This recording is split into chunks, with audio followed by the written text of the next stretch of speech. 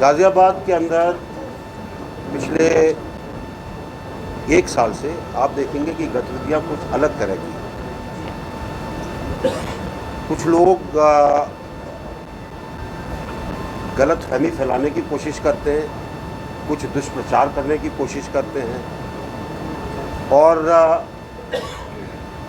कुछ शायद सोचते हैं कि शायद उनके अस्तित्व को खतरा है, इसलिए उनको किसी और के अस्तित्व पर प्रहार करना चाहिए, उसके ऊपर अटैक करना चाहिए।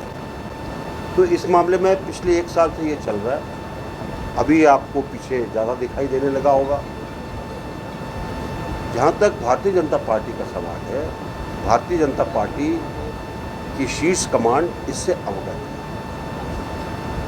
मेरी इस विषय के अंदर राष्ट्रीय अध्यक्ष जी से बहुत चर्चा हुई है, गहन चर्चा हुई है और इसलिए मैं कहना चाहूँगा कि कुछ लोग जो अपने फ़ायदे के लिए दुष्प्रचार कर रहे हैं या गलतफहमी पैदा करने की कोशिश कर रहे हैं या लोगों को बरगलाने की कोशिश कर रहे हैं, उनके खिलाफ पार्टी भी सख्त एक्शन लेगी।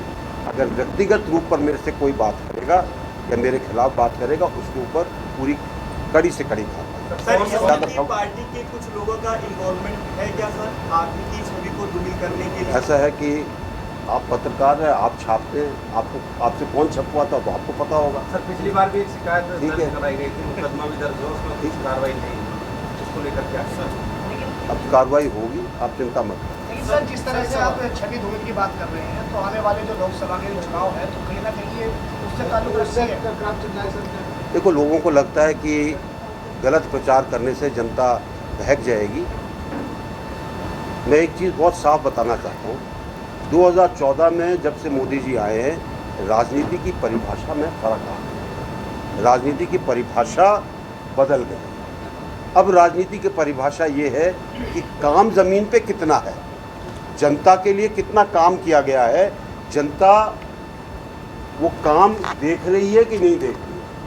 आप और ये मैं हमेशा कहता हूँ कि बड़ी चीज़ें से बात बनती नहीं है। और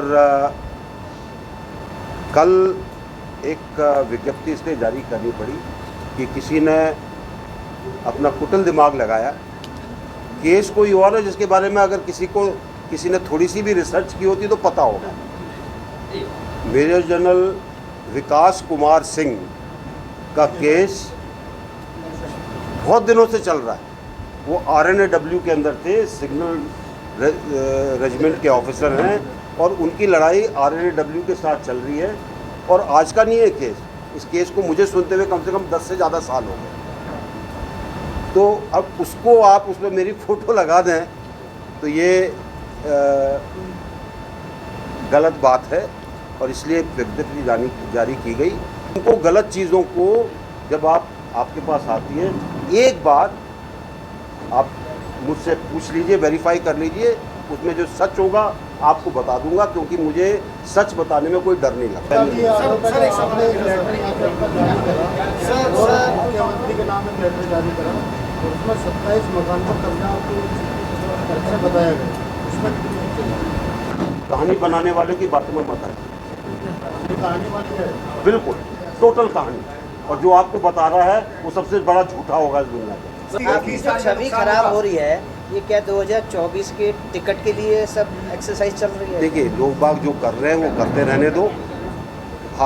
गाज़ियाबाद की जनता जो यहाँ पर बैठी है, उनको पता है कि उनके लिए क्या काम हुआ, क्या काम होने वाला है। साहब, आप 10 साल से गाज़ियाबाद के सांसद हैं।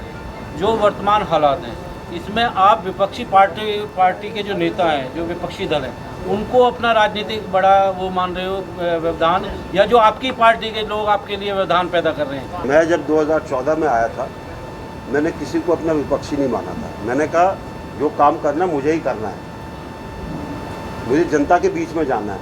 जनता उसके बाद अगर जानती है, समझती है मुझे, तो वोट देगी। तो जनता ने जैसा रिजल्ट 2014 में दिया, उसी तरीके से उन्होंने 2019 में दिया, वही रिजल्ट 2024 में भी देंगे। यानी 24 साल है, 24 क्लियर है, 24 साल। देखिए, गाज़ियाबाद में बहुत काम करने बाकी है जो कि प्लान के अंदर हैं, और उन काम करने के लिए ज़रूरत है कंटिन्यूटी की। तो मुझे आशा है कि वो कंटिन्यूटी चलती है। 2014 से लेके 22 तक जिन्होंने काम किया, 2022 में जो जीत गया है वही खिलाफत क्यों कर रहे हैं आप? ये आप उनसे पूछिए। गाजियाबाद की ताज़ा तरीन खबरों के लिए हमें सब्सक्राइब करें और हमारे बेल आइकन को प्रेस करना ना भूलें।